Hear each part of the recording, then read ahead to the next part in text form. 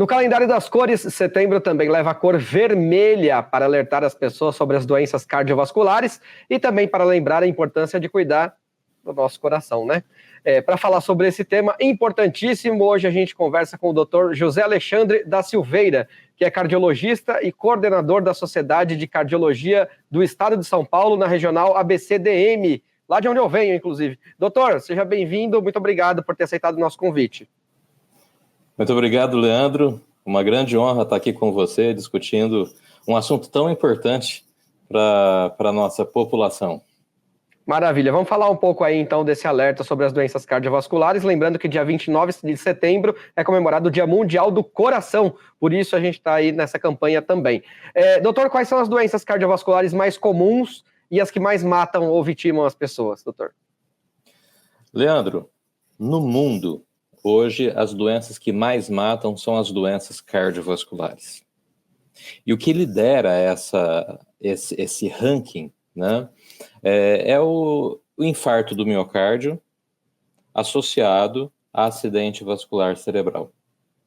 E essas duas condições, elas são responsáveis, são consequência de exposição a fatores de risco, como hipertensão, diabetes, colesterol alto, dislipidemia, sedentarismo, obesidade, ou seja, tudo isso que existe com uma frequência muito grande no dia a dia aí da nossa população, dos pacientes que a gente atende. E um detalhe muito importante, Leandro, muita gente tem esses fatores de risco e ainda não sabe. E esse é o grande problema e essa é a importância dos alertas, das campanhas. E há aí alguns sintomas ou sinais de alerta com relação a essas doenças que as pessoas possam perceber e ficarem atentas e aí procurarem o médico?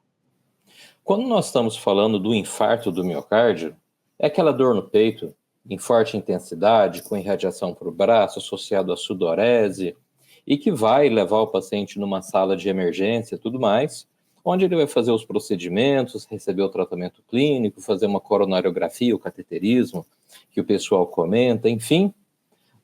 Mas isso é uma via final. Agora, os fatores de risco, como hipertensão, diabetes e colesterol alto, Leandro, olha só que interessante, são doenças clínicas totalmente silenciosas, são totalmente assintomáticas. Claro que toda regra tem exceção. Em algumas situações, o pessoal pode ter um sintoma de uma dor de cabeça importante, falando de uma pressão alta, mas na maioria das vezes, muitas vezes chega o paciente no nosso consultório com a pressão significativamente elevada, sem qualquer sintomas. Então, a mensagem grande aqui é busca ativa dos fatores de risco, porque o controle dos fatores de risco, o tratamento dos fatores de risco vão prevenir os eventos, como o infarto, como o AVC, que é o conhecido popular derrame. E qual a periodicidade com a qual a gente deve consultar o médico para esses exames regulares, doutor? Isso depende muito da situação clínica de cada um.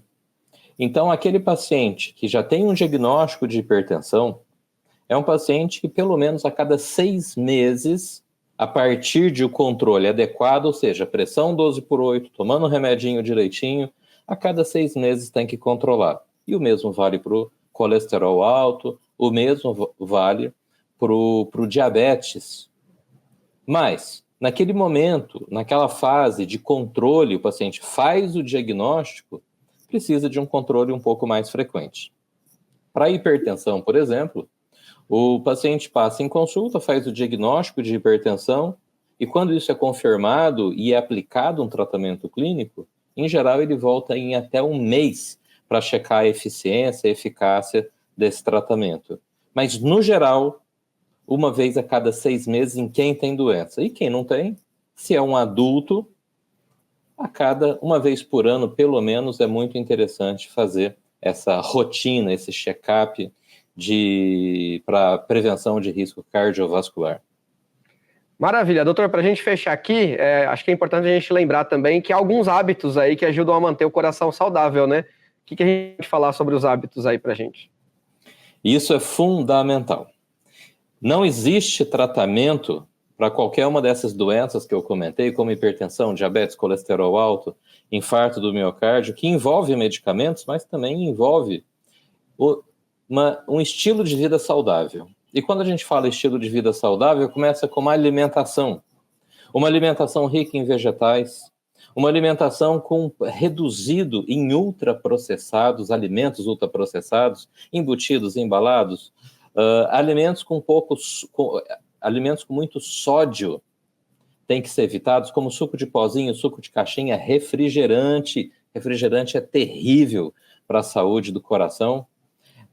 Temperos prontos, tudo mais. E bastante vegetais, legumes, verduras, ou seja, alimentação saudável. Atividade física regular, não precisa ser atleta. 40 minutos de uma boa caminhada 5 vezes por semana, o coração já agradece, já traz proteção cardiovascular. E uma boa qualidade do sono. E a gente tem que lembrar sempre que a ingestão de água tem que ser sempre abundante. A gente tem que tomar água, não podemos esperar muita sede para beber água não, Leandro.